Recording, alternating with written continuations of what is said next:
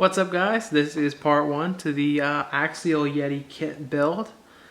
Basically right now what we're going to do is I'm going to unbox it and we're just going to look over what's in the box. And I may or may not make videos of the process of building it. I'm not sure if I'm just going to shove the camera up and build a time lapse, or if I'm going to make little clippets of the sections I build as I go, or if I'm just going to put the thing together and then add footage, upgrades and further improvements to the truck. But whatever it is, this is part one, so let's get started. Okay guys, well the box isn't, we have a box helper here already. So get up.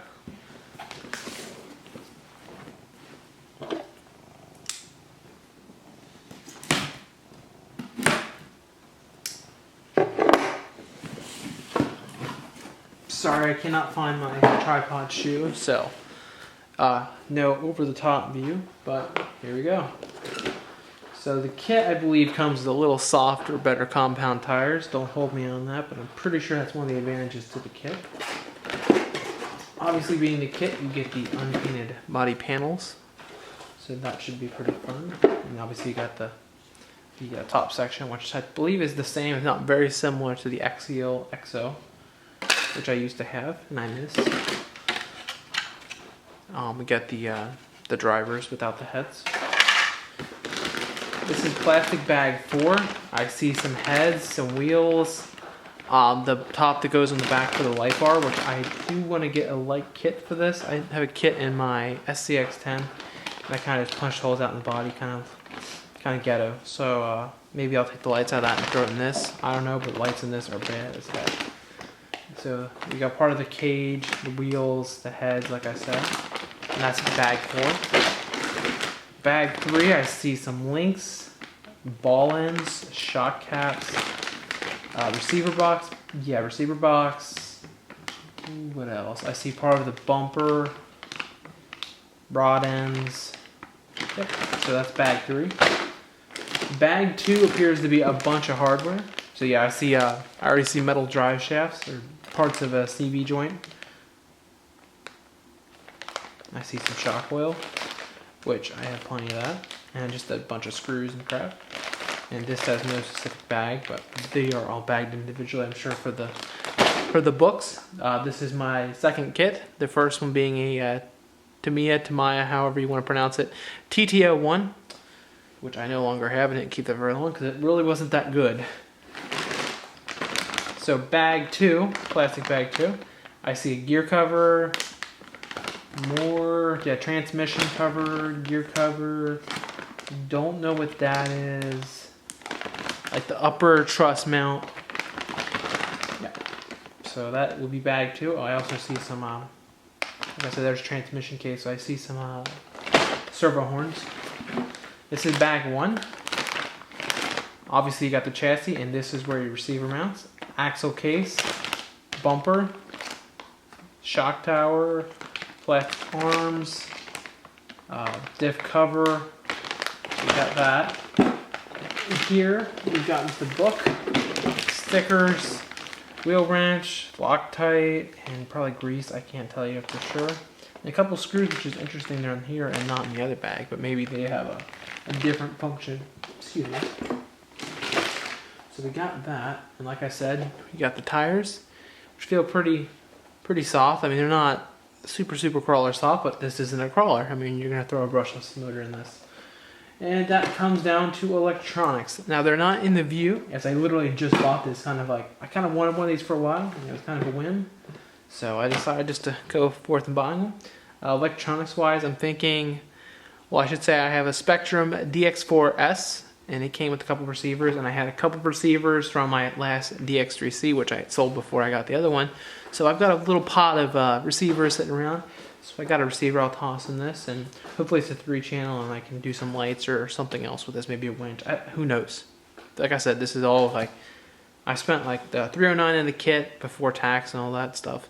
So yeah, I know I paid a little more, but this is the first kit I bought from my hobby shop, and I wanted to kind of help them out.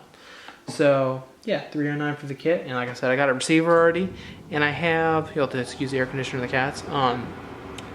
I have a couple motors laying around. I think I have a Castle something or another, 3800 or something, 5700, I don't know.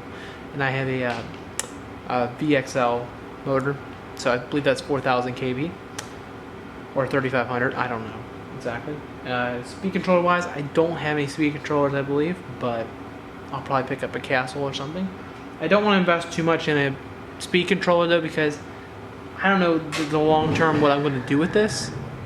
Obviously, I just want a little basher rig. I don't know if I want it to be waterproof or not. Otherwise, I'd just go with a censored system, and I'd have a crawler and I'd have a basher at the same time. But then I won't have waterproof. So yeah, I believe that kind of finishes up everything I'm going to be doing with this.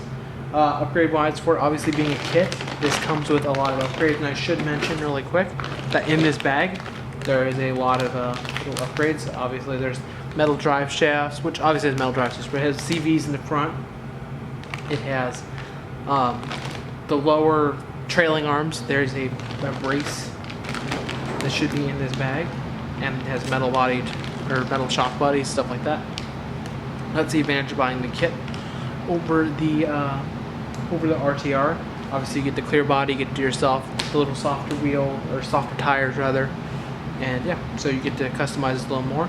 And actually, it says on the box, but I got a box helper on there. So yeah, metal body shocks, I don't know, metal body shocks, stuff like that. Yep, so that is my Axial Yeti kit. I'd like to thank you guys for watching, and like I said, this is part 1. After this, let me know what you guys want to see. More than likely, I'll probably just do a, stop and keep the box nice. I'll probably end up just doing a time-lapse build, and as I do upgrades in the future, which I should probably tell you right now, not to make this video overly long, I'm thinking after I get this thing running, I want to throw, you know, obviously like the RPM arms, stuff like that up front. Being a kit, it obviously comes with like metal links, which is something else I just thought of. It comes with the upgraded metal links, the CVs up front. Obviously, some of the next upgrades for this would be to replace that wild bore drive shaft that goes from the rear axle to the transmission case with an MIP unit. If that busts, I don't know if I will replace that before it breaks or not. Obviously, if I'm just running a 2 or 3S with a VXL motor, I kind of just a whip together setup until I get something a little more set in stone for this. Obviously, it'll probably handle just fine, Andy, but if it doesn't, then obviously I'm going to go MIP with that. Otherwise, I don't want to go too crazy with this. RPM arms, MIP drive shaft. I want to do the Vanquish lights. My friend Tanner, shout out to you. He used to have a kit, and he did some stuff to it. I wasn't necessarily digging his flame body, to be honest with you, but I plan on doing something cool with this. I kind of want to go like army theme. Maybe I'll do black green. I don't know. You guys are this is a journey together, so we're going to see what happens. But I want to do Vanquish lights. Like I said before, I have a light kit, my SCX. I might take out of that because I have a new body for that I need to paint out.